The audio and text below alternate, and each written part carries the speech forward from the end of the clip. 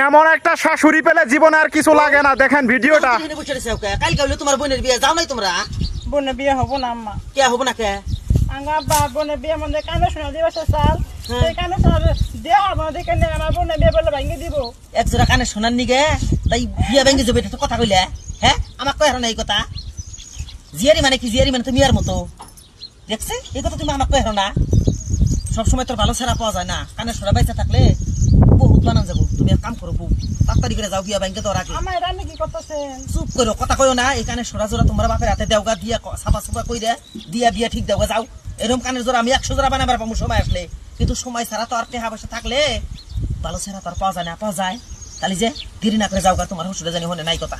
যাও যাও যাও, তাড়াতাড়ি যাও। তাই বলে এক জোড়া কানের নিগে বিয়ে ভেঙে যাবো, দেখছে?